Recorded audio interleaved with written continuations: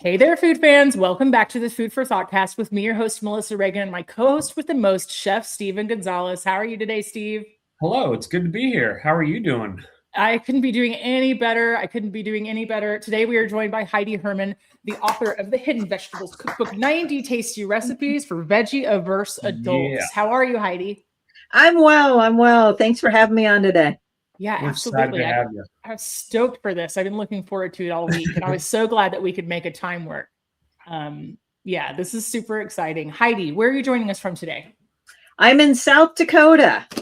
South Yes. Dakota. Right now, you're one thing I know that's in South Dakota.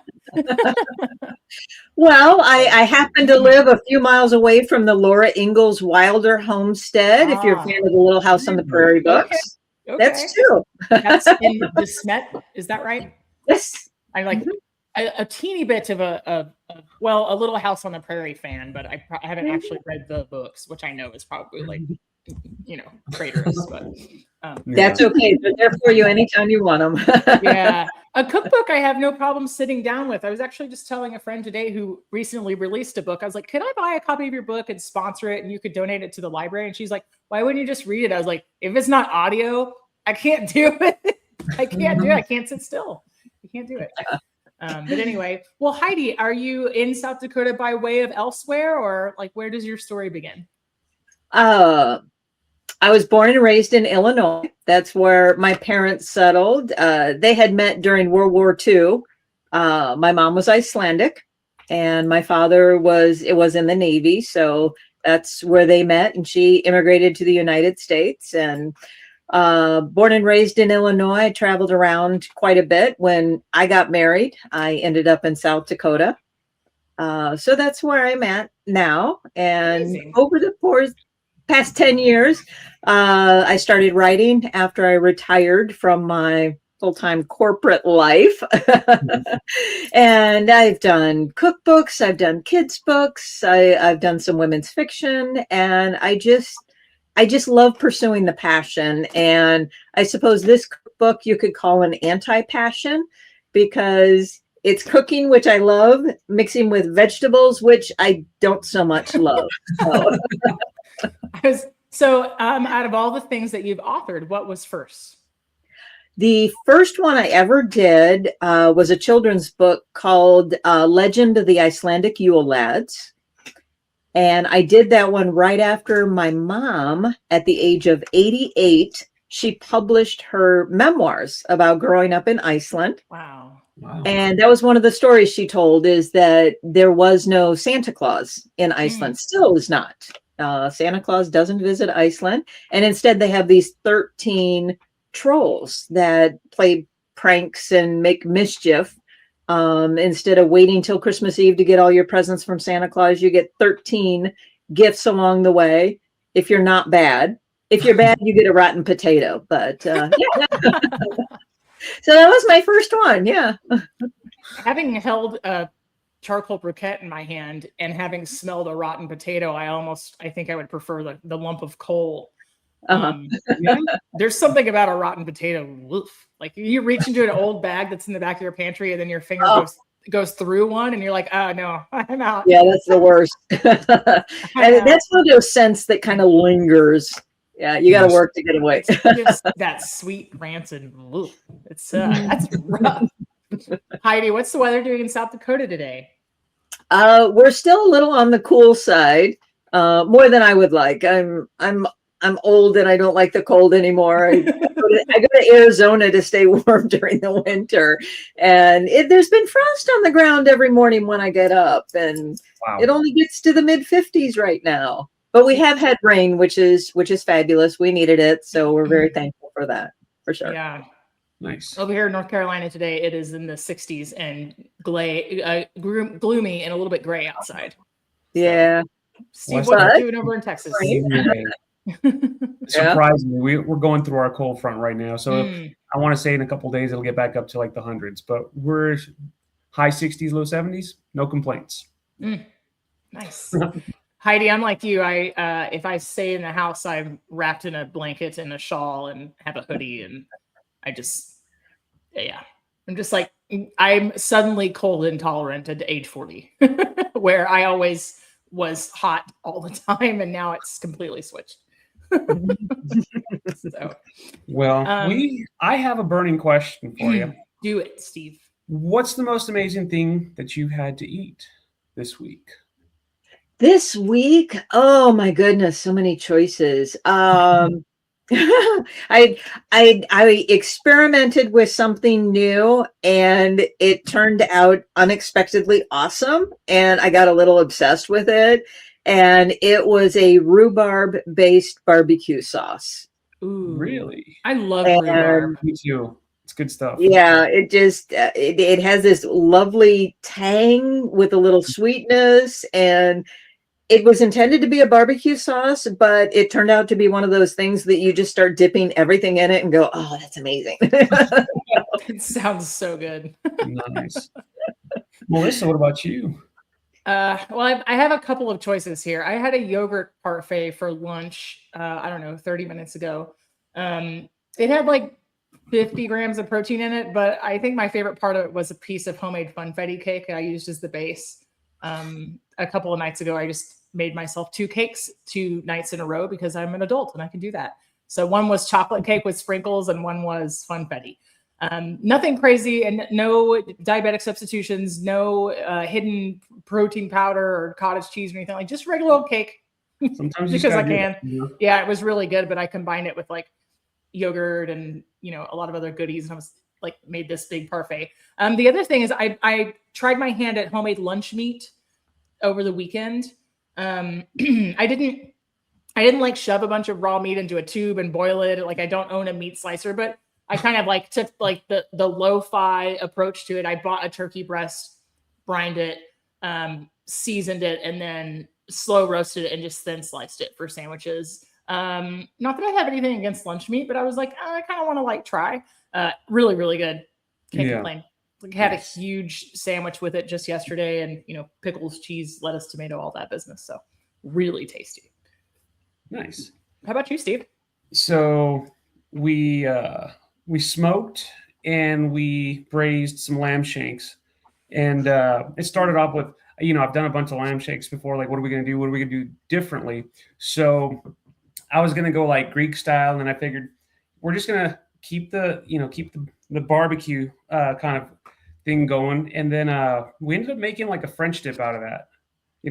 So we cooked down all of that liquid, added a little bit of like some barbecue sauce to it to really enhance the flavor. So you do get a lot of that smoke, but like you also got like the sweet, the tangy, the savory, all that stuff. So overall, I'd make that again. Sounds so good. I haven't had a French dip sandwich in a long time. Yeah. Like I say, you're just trying to figure out like, well, what can I do that's different? And then AI takes over and they're like, why don't you do this? So it helps. Heidi's sworn enemy in AI. It has its purpose. It does. I think it has its uses. I like how I will frequently ask AI to be like, make me a shopping list and tell me which one's cheaper, Aldi or Walmart. And it just spits out all the data because it runs on data, and it can do that. But yeah, it'll never replace my feelings.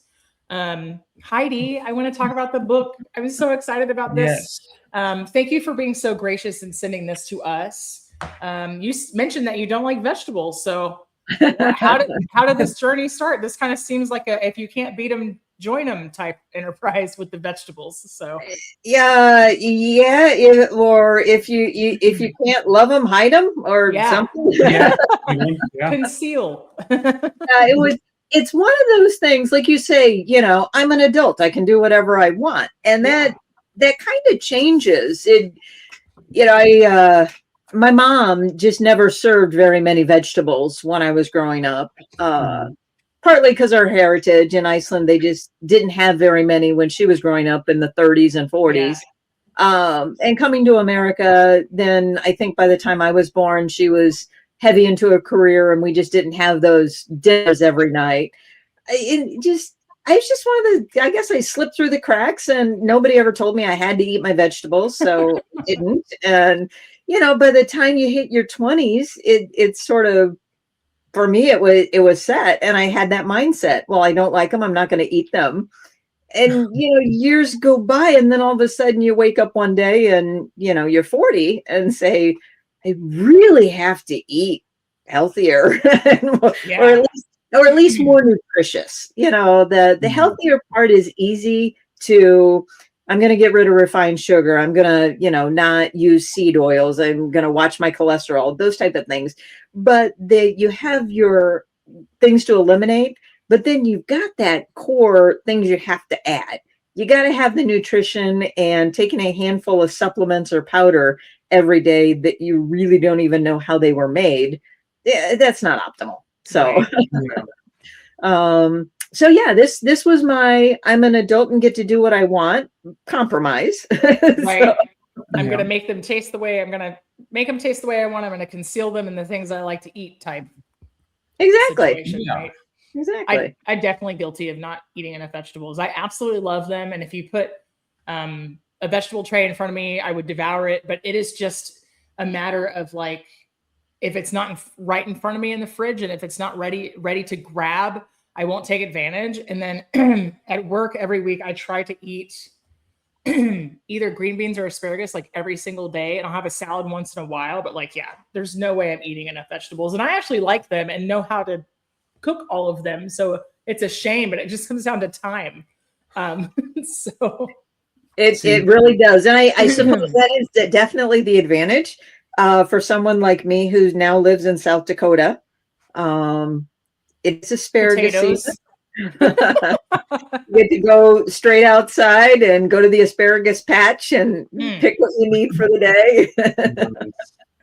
See, you want to talk about like, go ahead, Steve. Go ahead. I would say I like vegetables. I try to eat them with almost every meal, but like it's the same thing. Like if it's not there, I'm not thinking about it. But I eat them because they're good for you. Notice how the eye roll just a little bit when I say that. Steve hates green beans, Heidi. You know what? I could happily live my whole life without another green bean. But have you ever had it deep fried and dipped in ranch though? I'm not alone. You're really missing out. So I have like quite the opposite kind of like love affair with vegetables. I like them for the reasons that people don't. Like I like cucumbers for that squeaky, chewy, crunchy, watery, like I love all those like weird, quirky qualities that vegetables have that are like turnoffs to other people. People like, I don't like beets because they taste like dirt. I'm like, oh, these are so interestingly dirty tasting, like I think everybody's just for sure like wired differently, but I like that like umami, earthy, iron rich flavor of a beet that will turn other people off. You know what I mean? Like that's awesome. Yeah. But I know it's not the case for everybody. I have an aunt who it's a texture. They can't make it past here. She can't swallow. She can't eat salad. She can't eat raw vegetables. Like it doesn't happen. And like I said, my brother, he won't touch it. We're twins. I went to culinary school. That was not my path in life, was to not eat vegetables. He eats meat, cheese, and bread. So that's it. Hopefully he sneaks in the nutritional factor in somewhere. I don't know. He's getting it from somewhere, I'm sure. But as much as protein was the superstar in a couple of years past of like wellness influencing, I've said for me personally, this is the year of fiber, and trying to get it from as many vegetable sources as possible. So, yeah, that's great. All right, well, tell us about the book. Like, how did this come about? Who inspired you? Was it just for your own journey, or like how did it happen? It definitely started out being my own journey. Me altering recipes to add in ways that I could eat healthier. And every now and then I would have something that would bring it to a potluck or add it to a dinner party or something. And people would go, oh, no, this is interesting. What is this? And, like I would make a wild rice with Brussels sprouts and honey walnuts. And, to have these, long grain rice, and there's some kind of weird crunch to it, but it's sweet. And, oh yeah, that's Brussels sprouts. And, probably half the people in the room go, ew. But Yeah. oh, I don't like Brussels sprouts, but I like this. And just talking through it, it is amazing how many people either don't like vegetables or know somebody who doesn't. And I thought, well, I could sure share these recipes. Some of them are pretty easy. Things that other people have heard of, adding beets to brownies and zucchini to cake. Those are very simple to do. Yeah. It makes the best chocolate bread, zucchini. It does, yes. So good. Yes. It just adds so much The to it. moisture. Yeah. That's the only way I eat zucchini now. Just kidding. Yeah. I don't eat it at all. Steven. Yep. But it's kind of fun when I decided to try to expand what I had done for myself and say, oh, I wonder if I could create a cookbook on this, and then deliberately add, and fill out into sauces and jellies and appetizers and breakfast. And then it became a really fun project to do, to see how many different varieties of things I could put in there, and how I could make it more appealing for more people. I love the idea of the broccoli bread. I want to make a sandwich on the broccoli bread with my roasted turkey. It sounds incredible. I mean, I love broccoli, so there's not like it's not hiding it from me, but man, it's just, there's a lot of neat stuff in here. I love it. Sometimes it's not necessarily the hiding of it, but Sure. just finding a unique way of putting it in there. Yeah, for sure. Yeah. So I mean, a book like this, like, you're really thinking outside the box and like really pushing limits and things like that. Did you like, or was this just very easy for you, or did you like have times where you were just kind of like, okay, I'm stuck and think, I know when I did mine, I had that problem, Oh, I'll be completely honest. When it comes to creativity stuff, I don't get stuck very often. I just, when I'm with some of my authors groups, you always have people in two camps, those who are like, oh, I hate it when I get writer's block. And then you have the other camp that just swears, do not give me a prompt because I have too many ideas in my head already. Yeah. And I think I fall into that second camp. And with this, I sort of had to draw a line in the sand because it could have easily been 300 recipes in here. Just because once you get going, it's just, for me, it was so much fun that I just wanted a reasonable place to stop. I think this is a really good size. I think it's just a very approachable like amount of recipes in here. So I think you stopped at the right place. Thanks. Yeah. I say sometimes, I've received a lot of cookbooks in my life. And sometimes you get ones and they're like this big and you're like, I don't even know where to start. Like nothing about that makes me want to open it, So. I will admit I have some of that size, and they have lots and lots of colored flags on certain pages. Yeah. And I think I've narrowed it down to maybe 15 out of, numerous hundreds that I'll probably use on a regular basis. But some of them make great doorstops just because they've got such volume to them. Yeah. Yeah. It's massive. You're like, well, this is a nice paperweight and has 4 recipes in it that I've used before. Mm-hmm. Also, hey, I can't tell you the last time I ate kohlrabi. Oh. It's probably been more than 20 years. I'm like, I'm just excited to buy it, to do something with it. But rutabagas are underutilized. Kohlrabi is underutilized. And what I really like is you have these like insert spots throughout the book. My filter is getting drowned out. Where you have some like informative stuff. And what I especially love is that there's no demonizing of frozen vegetables in here. Like, because sometimes it's what people have access to. Sometimes it's what you have access to. It's so easy to grab it at the grocery store, and you've got it in the freezer, and the fact that you can make it in 90 seconds in the microwave, sometimes that's how you have to make supper. It's just Oh, the cowboy beans. I can't wait. I'm so excited. I'm so excited. How long did it take for you to come up with all the recipes and go from like idea to getting this published? I would say when I first got serious about all these recipes that I tend to use, I wonder how many I have. I think the ones that I tend to use on a regular basis that are part of my rotation, I think probably 35 of them maybe is what I started with. And then after that, it was thought process going like, well, I haven't actually done that before, but oh yeah, that'd be an easy thing to do. Lasagna is an excellent example. I tend to make lasagna a very traditional way. Meat lasagna, I don't really put vegetables in it, but a lot of people will add steamed spinach to their lasagna. And when they layer it, they just put the steamed spinach. And as somebody who doesn't really love vegetables, when you take a bite of it, sometimes you get the slimy chunk in there.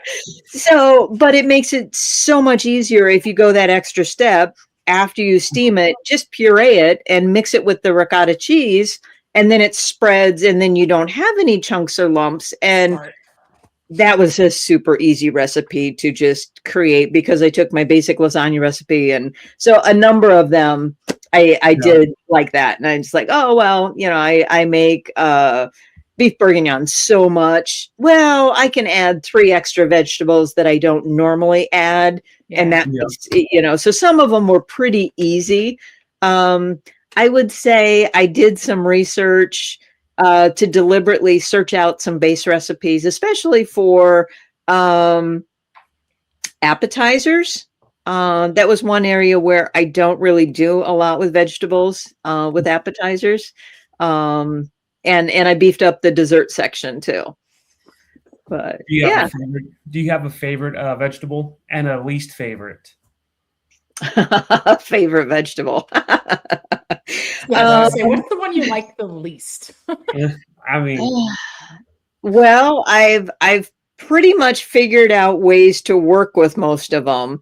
I will admit, in the long grain rice, that's about the only way I can eat Brussels sprouts. I have not found any other way, and I have experimented so many different things. My husband has called multiple experiments a terrible thing to do to bacon.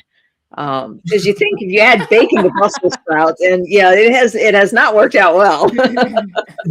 So that is definitely one I don't care for. Ones that are very tolerable for me: asparagus, green peas, carrots, sweet potatoes, especially if they're like white sweet potatoes. Those are much more tolerable. Yeah. When you get into the spinach and the kale, those, are a really strong flavor. There's nothing I can do for them if they're raw. No, but as long as I steam them and puree them, it's amazing. Keep the liquid with it and everything. You can pretty much do anything you want with those, and you can't taste it. Nice. Yeah, I love it. One of my favorite parts about this book is this section with the core recipes, because I think you've taken a lot of great care to understand that if somebody doesn't usually cook vegetables, they might not have any way to approach them. They might not have any idea about where to start. So, Stephen, I don't know if you got a chance to look through it as well, but from like 26 to 54 or 55 in this book, there is just every single way how to peel it, how to dice it, how to store it, which I think is so important, because if somebody doesn't eat them, they might have no idea, Yeah. And a lot of that came from my personal experience as well, because when I started that dedicated effort, at first going to the grocery store, what does a kohlrabi even look like?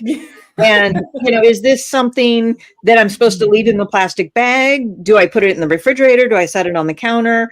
The idea, I think I was in my 30s before I figured out you don't put potatoes and onions in the same drawer together. Oh, no. It just things that, once you get past, well, I mean, I'm old enough that I had home ec, in high school, where they kind of teach you some basics of the kitchen, but there still were a lot of things about vegetables. I didn't know which ones you wash before you put them away and which ones you leave alone, and yeah, how long they'll actually last once you peel them or puree them. Yeah. By the time I got to home ec in 2002, it was an absolute joke. They called it bachelor survival, which I think is just like a complete misnomer. As a single 40-year-old, I'm like, that was a terrible name for this. We learned how to make pancakes. That's about it. We made pancakes like 50 times, probably. So, yeah. Learned how to clean a stove, but we learned how to make pancakes. We always just had snacks in ours, so no complaints. That's the only reason why I took that class, was because you get to cook and eat, snacks, banana bread, things like that. So no complaints. Yeah. The one project I remember most at a home ec is when we took a boxed cake mix, and we had probably 6 groups. And one group doubled up on the eggs, and one group eliminated the eggs and added extra oil. And one group, each one changed it slightly so we could see the difference and taste the difference. So you start to understand the impact that your ingredients have in your end product. And I think that's great. We need more of that, because we really do need to cook more homemade food, more from fresh, real ingredients. And it's so much better. And sometimes it does take a little longer, but like whenever I make Salisbury steak, I always make a big batch, so there'll be leftovers, and we'll have that 2 or 3 times. And I love that when I have a couple of different options of leftovers in the fridge, because I don't have to make a fresh supper. And sometimes it's like, oh yeah, that's so much better the second day or the third day. Yeah, some things just do get better after a couple of days. I can't remember the last time I had Salisbury steak. I want to eat it really bad right now. It sounds so good. Yeah. So people who have no idea about your book, I guess, so there's a lot of information, and I think that's just really, really good. Now, if someone's picking it up and they're like, okay, do you just recommend from start to finish? Do you have anywhere jump around in this book and let's check out this, or what's your approach to a book like that? Well, I would say if somebody wants to, hey, this sounds pretty cool. Me or someone I know, we need to eat more vegetables. Yeah, let's give that a shot. I would say you're always most successful when you do something that's closest to what your normal routine already is.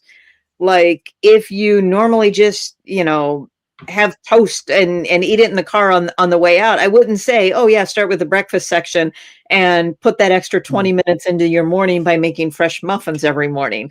That's going to, be a big undertaking. But if you normally make a homemade dinner once or twice a week, start with that section. And, once you have all different vegetables prepped up, like my core section, I walk through the process of how to select things like kale or spinach, and then how to prepare it, how to have it pureed, and just I tend to portion it up into the freezer and just have those ready. Or cauliflower is a great one to rice that up and then have that ready.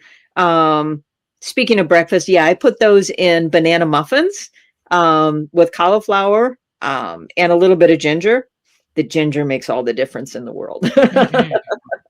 Ginger and banana goes so well together. It's kind of that tropical and then sweet and spicy. I love ginger in a carrot muffin, or a morning glory muffin, zucchini, or hummingbird cake, whatever it is. Ginger is a really neat thing to add. I think cauliflower is kind of it kind of had its moment, right, where it was trying to be rice and it was trying to be mashed potatoes and pizza and tortillas and whatever. But at the end of the day, cauliflower is really an unsung hero in an application where you can puree it. like I know several people who use frozen yellow squash and cauliflower or frozen zucchini in smoothies. You could mask that with berries and chocolate. 100%. So it's Yeah. so good. So good. It purees really well. Mhm.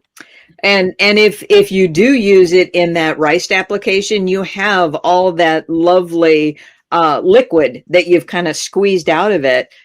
Too many people throw that away. It's like, no, you got to keep that. Put that in your smoothies. And I have a whole section in the whole page that we've dedicated, whether it's cauliflower or zucchini. You're going to run into the same thing with both of them. They have all that excess liquid that's just packed with all kinds of nutrients.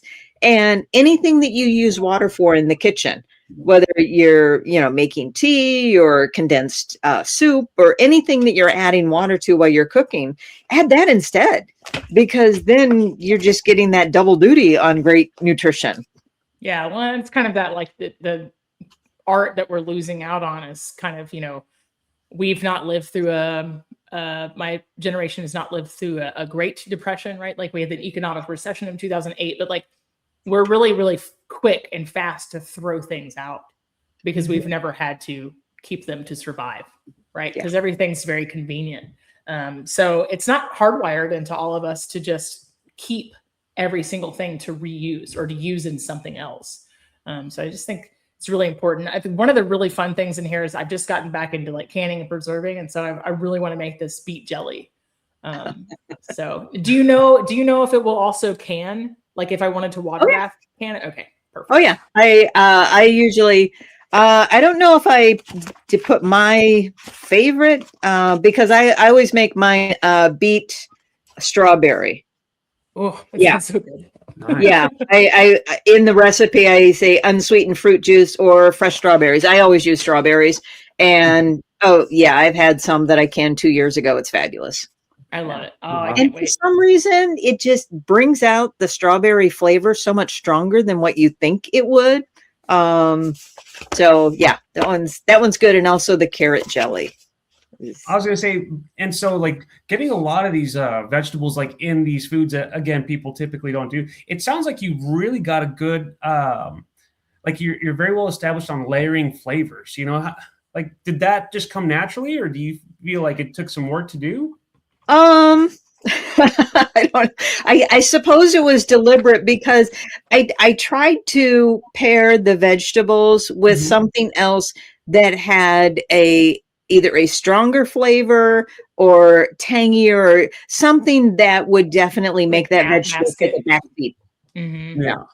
Yeah. So yeah, I suppose that layering was deliberate, but it wasn't for the layering. It was for more the masking or overwhelming. Yeah. Yeah. Heidi, what did you grow up eating? Oh, as a kid, I can remember one of my favorite breakfasts. I don't know why. It just was a thing. Like most kids, typical cereal, occasionally, toast. I loved milk toast though. I know it's very bizarre, but it was just one of my things I love. But, sandwiches, anything quick, peanut butter and jelly, is always a staple. Grilled cheese. I was always a grilled cheese and tomato soup kind of. My mom would like to make big dinners on Sundays, chicken and biscuits or lasagna or something like that. But a lot of times they work, so it was quick dinners, frozen pizza, typical stuff for the 80s. Anything Icelandic end up in there, or like anything that was particularly like ethnic, like specialty in your family? Not when I was a kid. At Christmas time, my mom would make coffee cakes. A lot of times the cardamom in there was the Icelandic flavoring. But it wasn't until I think it was 2018 maybe that it was a couple years after my mom had written her memoirs about growing up in Iceland, and we started doing festivals. So many people were interested in Iceland that we did do a cookbook for Icelandic foods. And it was 25 of her hometown favorites that she remembered from being a little girl. One of them is the Icelandic brown bread. We had gone and translated all the recipes from Icelandic and then converted them to US measurements, and in some cases had to substitute some of the ingredients because they just weren't available. The Icelandic brown bread, the recipe that we translated was so old, it actually called for hartshorn. And What is that? a precursor of baking soda, baking powder. Wow. Okay. Yeah. Scrapings off elk horn or something like that. Yeah.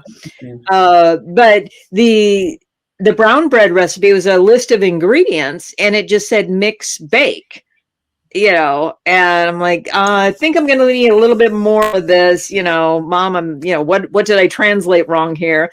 And she looked at it and she said, no, that's right. And so apparently what they do is they would mix this and you'd put it into an old coffee can, because back then they had metal coffee cans, and they put it on a string and put it down in the hot springs.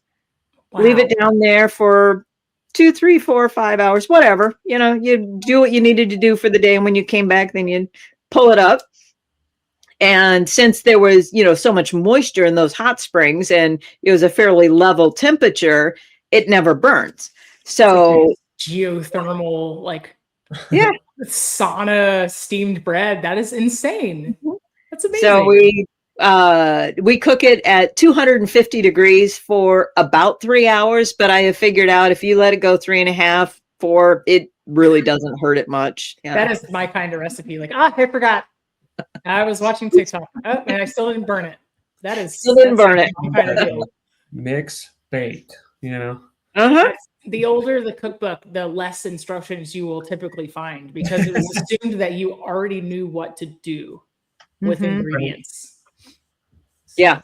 And to be able to add them in any order, and as long as it's not like meringue or something, just to be able to dump it in there and mix it, and it turns out fine. And that's my kind of cooking, Yeah. I like it. I don't fancy myself much of a baker, but I do like to bake from time to time. But I'll do what I call rebel baking, oh, don't have this? Fine, we'll use this. We'll just see how it turns out. Great. Oh, I don't have this? I know I'm not going to the store. I'm already comfortable for the day. I'm in pajamas. Okay, I'm just gonna sub this and figure out what happens. So it usually comes out good. Usually does. It usually does. Yeah. I pick a low stakes recipe, a pound cake. It's really hard to mess up. Yeah.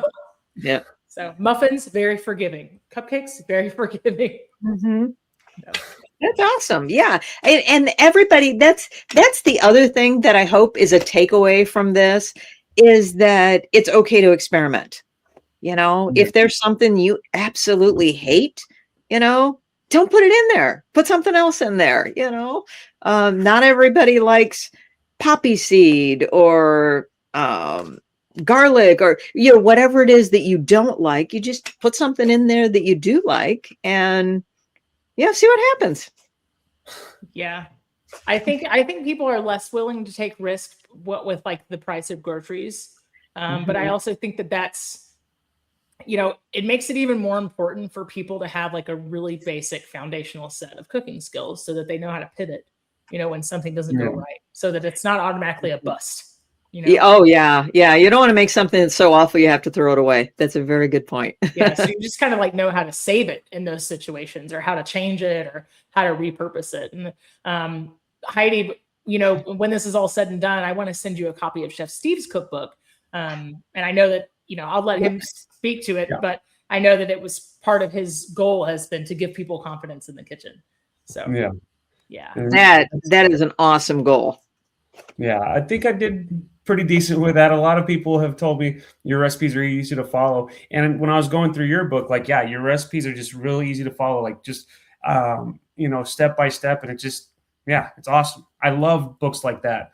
I've picked up a few books over the years where it's, the recipes, the steps, they just don't make sense. And it's even someone like me who's been cooking, 20 years professionally, it's what's going on here, books that are just so easy to follow, and like they break them down. And again, like I said, with your book, it's very similar to mine in the sense of like you explain everything, you walk everyone through it. So even people who don't know how to cook are like, I got this. Yeah. That's good. That's good. We should have everybody in America feel comfortable with making at least a couple of core dishes in the kitchen. Always. 100%. Heidi, what are those for you? Oh, my go-tos. I am absolutely a muffin girl. I have like 3 core muffin recipes that, are there all the time. I would say probably Salisbury steak. That's, multiple times a month I'll make that. Yeah, I'm big on cookies. I'll always have cookies in the cookie jar. See, I wish I could do that, but my doctor's kind of against that one for me. So I got to watch it just a little bit. Monk fruit. That's one I could do. I can totally do monk fruit, but like I said, Melissa and I, like, we love eating. So like we always, or, at least for myself, like I go all out on my recipes. And so it's like, okay, is it now like that I'm pushing 40, things like that, and watching my health? I'm like, is my doctor going to get after me for this one, or is my blood sugar going to just go crazy? So yeah. I had the same thing. I'm pushing 60. So having to stay away from that refined sugar, monk fruit has been a lifesaver, because I have the brown sugar version and the granulated sugar version and the powdered sugar version. Yeah. I know earlier in the episode, you were saying like it's the easy part's cutting out all the refined stuff. And I was like, that's the hardest part for me. Like I can do it, but that's hard. Even now, like my wife was talking about earlier today, my wife was talking about getting cookies and things like that. And it's like, I'm good without it. If it's not in front of me, I'm fine. But as the moment that they get right in front of me, that's where I'm like, okay, we're going to start eating all these cookies, and we're not going to stop until they're gone. Yeah. I know. Yeah. The thing about so I made this funfetti cake on Sunday night, because I wanted some, and I happened to have almond extract in the house, which is like the secret to making the funfetti taste like funfetti. And the only change I made to it, which I didn't have to, it works for me, is I just put half the sugar in it. And I knew that I was going to eat it with like vanilla yogurt. So it wasn't that I wasn't going to like let myself have the cake without yogurt, or that I put some stipulation on it. I just put less. I put less sugar. It's okay. Nobody else is going to eat it except for me. So nobody's going to be around like, it's not sweet enough to be cake. It's bread. I don't care. It has sprinkles in it. It has sprinkles in it. It's bringing me joy. It's all that matters. So bringing me joy. I love using monk fruit. I have really, really enjoyed also using, like, sometimes I'll use pureed pineapple in muffins for sweetener. I muffined too close to the sun recently. I was doing a muffin of the week every week for like the last 5 months, and I can't look at another muffin for a little while. I can't. Okay. I can't. It's too much of a good thing, right? Like that's a lot. That's a lot. I was really on it. I was doing like banana strawberry oat, and then I would do like banana nut this, or I would do like apple walnut. I did pumpkin mincemeat. I was doing apple bran, and then all of a sudden I looked at a muffin and was like, no, thank you. No, the phase was done. No, thank you. Yeah, the time had passed. I was like, let's shelf this one for a little bit. The cheeseburger pockets remind me of this other recipe that I'm familiar with called chicken bundles. The same idea, but you use crescent roll dough and you use a picked rotisserie chicken on the inside. But it's like totally the same idea. You can grate a carrot, you can grate a zucchini, a little cream cheese in there, regular cheese. Totally the same idea. I love a cheeseburger pocket, though. I used to have them at a lot of gatherings that I would go to for this a fandom group that I was in, and they were a big hit. Man, I love a cheeseburger pocket. You're making me hungry. Like, I have to go to work after this. I'm not going to get to eat until about 11 o'clock tonight. And I'm starving already just thinking about the stuff I want to make for this book. So I can't wait until my next grocery shop. Fabulous. All right. Well, Heidi, as an author that didn't start with a cookbook, was it just like, did you have to flip your mindset just a little bit? You didn't have a plot, right? You didn't have characters. You didn't have a story outline. Like, did your creative approach change, or like, did you find that it like scratched a different itch in another part of your brain, or like, what does that look like? Yeah, it was completely different. Because, the days of throwing a bunch of recipes together in alphabetical order and printing it on a 6x9, paperback, you can't do that anymore. I mean, the church lady groups would do that back in the 70s and 80s for a fundraiser and that, but it's more complicated than that. And for me, I felt like that would only be telling half the story because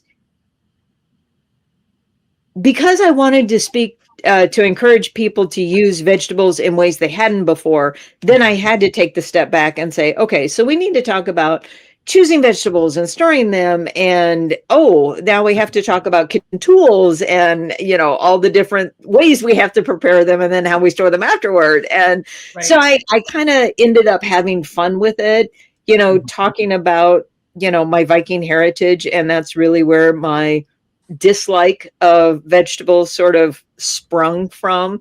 So they didn't eat them, right? We did not eat them, no, because they just weren't available.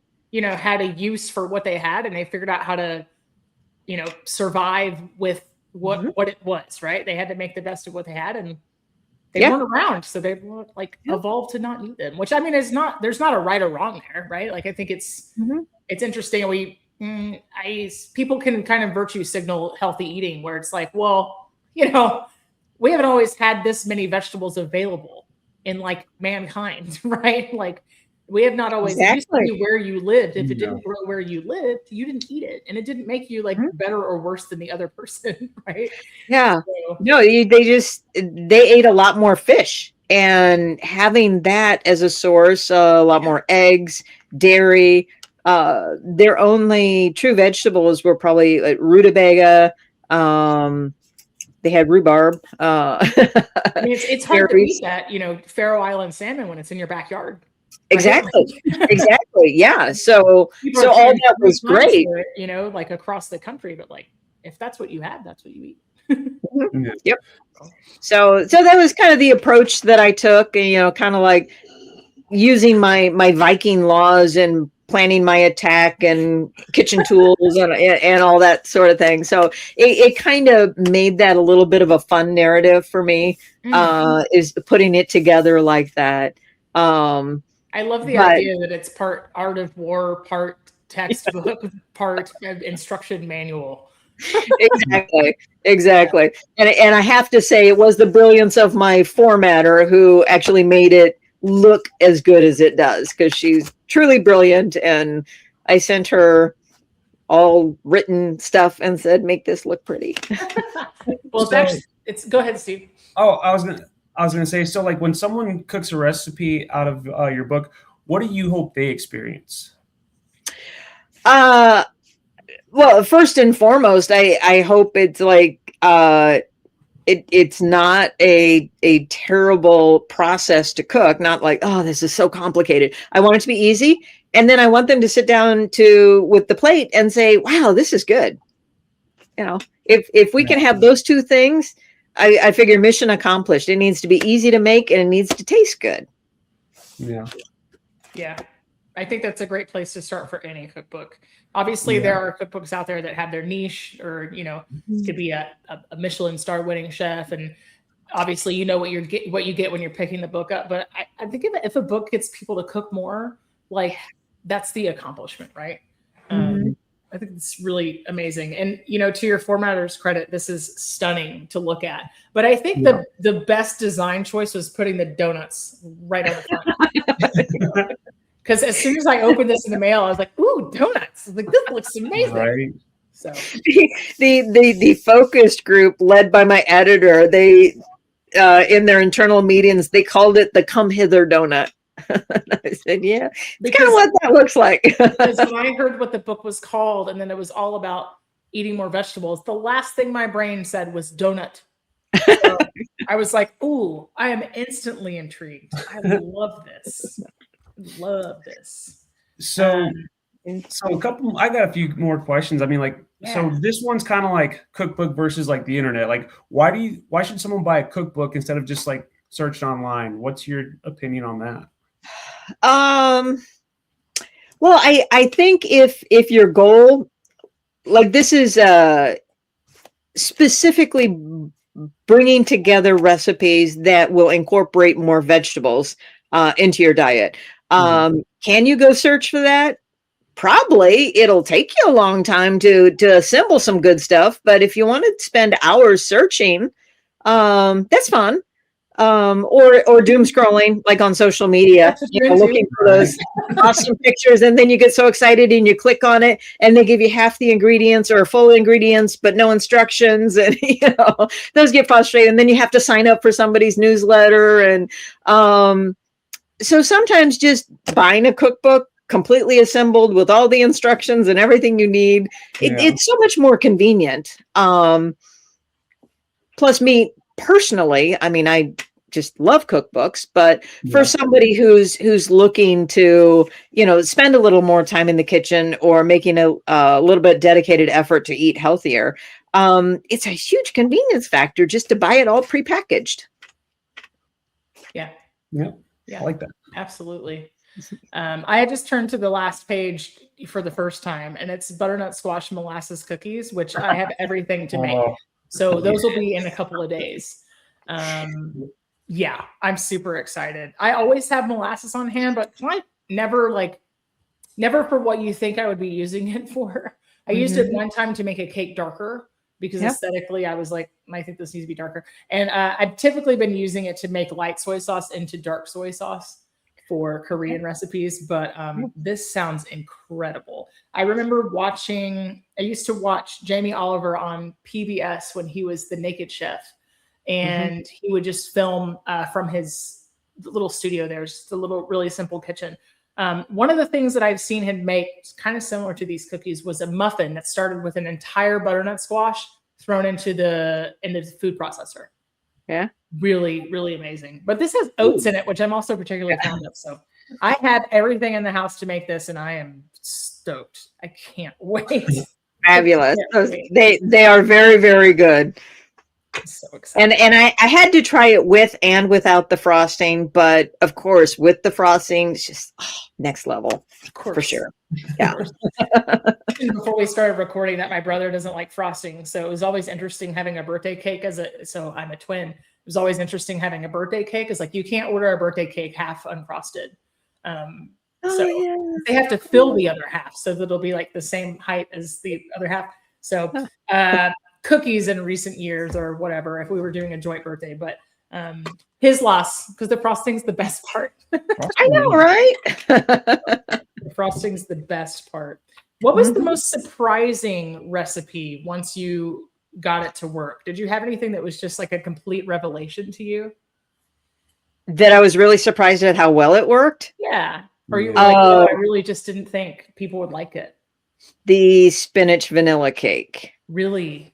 Yeah, because when I made that, I'm like, okay, I'm not 100% sure here. And I made it and frosted it, and we cut a slice, and I'm like, oh, wow, I need to make like 4 more of these. It was really, really good. I can't wait. I love that you feature a crazy cake in here. I think I've mentioned it on this podcast before. You can also hear them called wacky cakes or depression cakes. It's almost every cake I make in my house doesn't have eggs, milk, or butter in it because I'm a single folk with a full career who doesn't keep those things in the house because they go bad and I forget they're here. But I can have cake anytime cake. So I love a crazy cake. Love it. And it's moist against all odds. Like it doesn't make sense how it comes out so moist, but it is. Yeah, that's why they're magical. It's so good.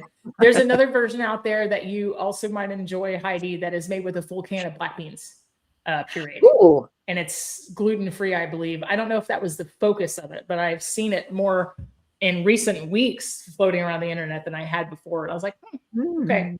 So imagine the fiber and nutrients if you put beets and black beans together. Oh, amazing. I need to go find that one. So good. So, Heidi, what are you working on next? Do you have any projects in the works? I am currently working on women's fiction. Okay. Yeah, I'm working my way through a series there. Midlife, because I don't think there are nearly enough authors out there that are writing women's fiction in midlife. Yeah. I think I'm sort of past the point where I want to read about a 20-something starting her life and finding love and everything's happily ever after. And when you get into your 50s and 60s, you start realizing life's more complicated than that. And that's not necessarily a bad thing. Yeah. Well, it's just real. It's just It's real life. Yeah. It's Any real and advice layered. what's that?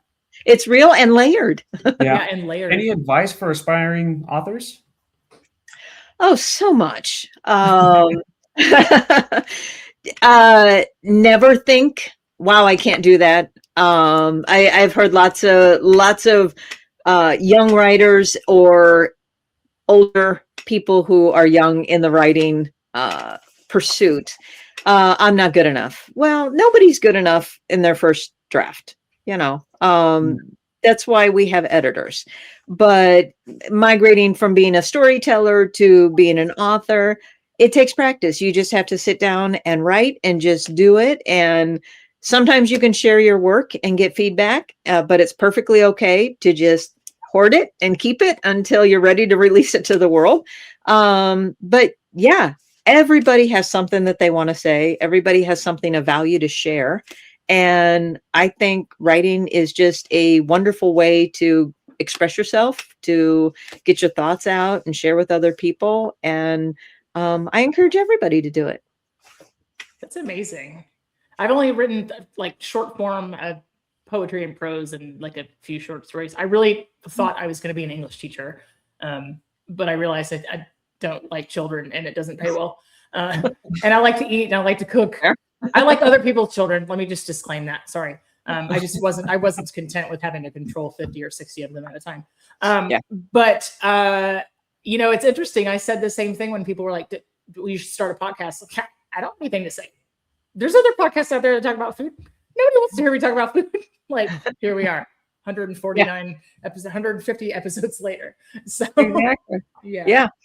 And that's what it is, no matter what you're doing creatively, whether it's a podcast or writing or something artistic, you know, you have something to say and there are people in the world who need to hear it. So sharing it, putting it out there, it may not touch somebody today, but it might touch somebody 5 years from now. And that's just as important.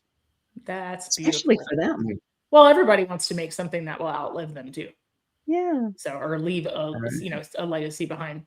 Well, Heidi, what is the genre of the writing that you do? The women's fiction, like what would you consider? It's contemporary fiction, more literary. Okay. Because I really just focus on midlife issues and try to stay true to that journey. I don't want to mess it up with the romance stuff. It's in there because it's part of life, but sure. You can leave that to like the grocery store novels. That's what I call them. Exactly. I like looking at things that are relevant to today and things that we've looked at for a while now. You know, am I hitting the glass ceiling? Is it the road not chosen? You know, you get stuck in that I'm too young to retire, but I'm too old to start over. And, you know, you have financial concerns, but then you have, I dedicated my life to work and I forgot to build a life. And, you know, just all those layered, rich topics. Yeah. And they're just fabulous to explore.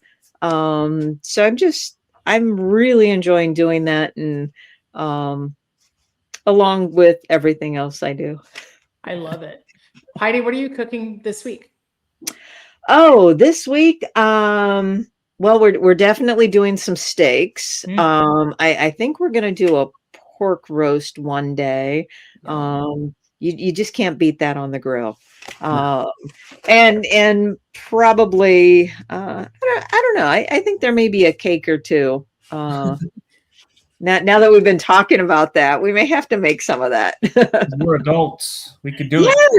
Yes. Yeah. And because you kind of need it in the house because you never know when guests are going to stop by. And, if you Or- offer coffee, you Or need off. even if they never come over, like you can just have cake because you're Yeah. allowed.